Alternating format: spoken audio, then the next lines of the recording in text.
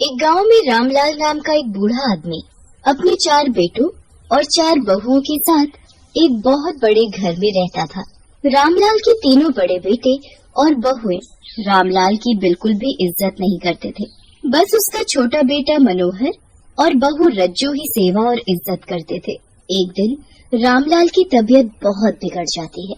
अब मैं बहुत बूढ़ा हो गया हूँ, कभी भी मर सकता हूँ, इसलिए जाने से पहले मैं खेतों और इस घर में सबका हिस्सा कर देना चाहता हूँ। सब लोग बहुत खुश हो जाते हैं। रामलाल खेतों में सबको बराबर का हिस्सा दे जाते हैं, पर क्योंकि मनोहर की बीवी ने उसकी इतनी सेवा की तो वो पूरा घर रज्जो के नाम कर देता है। सब लोग इस बात से बहुत ही गुस्सा होते हैं। ये आपने अच्छा नहीं किया बाबूजी। रज्जो क्या कहीं की महारानी है तो आपने पूरा घर उसके नाम कर दिया। हम क्या सड़क पर रहेंगे? बिल्कुल सही कह रहे हो भैया। अरे इनको तो बस मनोहर और रज्जो ही देखते हैं, हम तो जैसे कहीं कूड़े में से आए हैं। तुम लोग लड़ो मत, मैंने तुम तीनों के नाम भी एक एक मकान कर दिया है। वो छोटे छोटे से झोपड़ी जैसे घर हमको नहीं चाहिए। सब रामलाल से लड़ते रहते हैं और रामलाल अपने बेटों की सुनते सुनते ही दम तोड़ देता है। रामलाल के मरते ही तीनों भाई मिलकर मनोहर, उसकी बीवी रज्जो और उनके 2 साल के बेटे पिंकू को घर से निकाल देते हैं। ऐसे मत करो भैया, हम कहाँ रहेंगे बताओ? आप हमें थोड़ी सी जगह दे दो, हम उसी में रह लेंगे। चल चल निकल यहाँ से और दोबारा कभी अपनी शक्ल भी मत दिखाइयो, समझा? मनोहर और रज्जो रोते रोते वहाँ से चले जाते हैं। उनके पास रहने का कोई ठिकाना नहीं होता, इसलिए वो रहने के लिए एक छोटी सी झोपड़ी बना लेते हैं। अजी, अब हम क्या करेंगे? चिंता मत करो रज्जो, भगवान कोई न कोई रास्ता जरूर निकाल देंगे। अगली सुबह मनोहर अपने हिस्से के खेतों में काम करने जाता है तो उसके तीनों भाई उसे इतना मारते हैं कि उसके हाथ पैर की हड्डी ही टूट जाती है और वो अपाहिज हो जाता है। मनोहर लड़खड़ाता हुआ घर पहुंचता है। हे भगवान, ये क्या हुआ आपको? आपको इतनी चोट कैसे लग गई? जब मैं खेतों में काम करने गया तो तीनों भाइयों ने मिलकर मुझे खूब मारा और मुझे वहाँ से भगा दिया। हे भगवान, कोई अपने सगे भाई के साथ ऐसा कैसे कर सकता है? मैं अभी इनसे जाकर बात करती हूँ। ये हमारे हक की जमीन हमसे नहीं छीन सकते। अरे जाने दो रज्जो, जाने दो। रज्जो मनोहर की एक नहीं सुनती और गुस्से में सबसे बात करने उनके घर पहुँच जाती है। भैया, आप हमारे साथ ऐसा नहीं कर सकते। आपने इनको इतना मारा कि जिंदगी भर के लिए वो अपाहिज हो गए हैं। अगर आपने अब कभी इनको हाथ लगाए तो मैं थाने में जाकर शिकायत कर दूंगी। ओहो, तो तेरी जुबान भी चलने लगी, तुझे तो हम देख लेंगे, बड़ी आई थाने जाने वाली।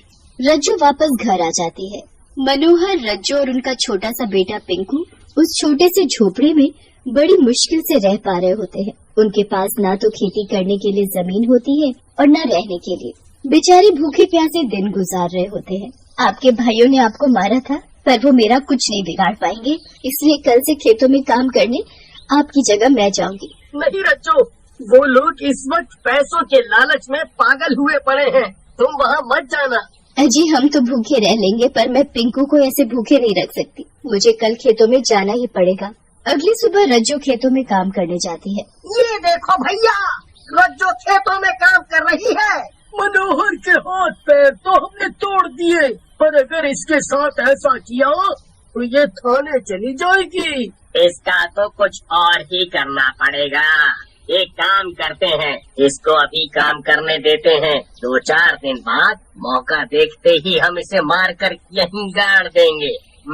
बस फिर कुछ दिन बाद तीनों भाई मौका देखकर रज्जो को मारकर उसी के खेत में दफना देते हैं और वहाँ से चले जाते हैं। उनके जाते ही रज्जो एक चुड़ैल के रूप में जमीन से बाहर आ जाती है। नहीं छोड़ूंगी किसी को, एक एक से बदला लूंगी, सबको मार डालूंगी।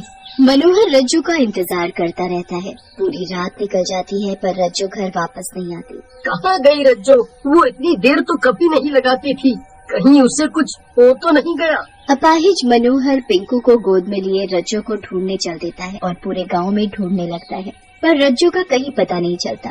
मनोहर पिंकू को लेकर घर वापस चला जाता है और बस रज्जो के आने का इंतजार करता रहता है। रज्जो का भूत भी मनोहर के पीछे पीछे चल देता है। मुझे पिंकू के लिए कुछ न कुछ काम करना ही पड़ेगा। मनोहर फिर पिंकू को लेकर काम ढूंढने निकल पड़ता है। एक आदमी मनोहर की हालत पर तरस खाकर उसे काम पर रख लेता है। रज्जो वहीं खड़ी होती है और उसे अपने पति को ऐसे काम करते देख बहुत दुख होता है। देखो, यहाँ तुम्हें गेहूं की सफाई करनी होगी और कितने बोरे रोज बाहर जा रहे हैं, उनका हिसाब रखना होगा।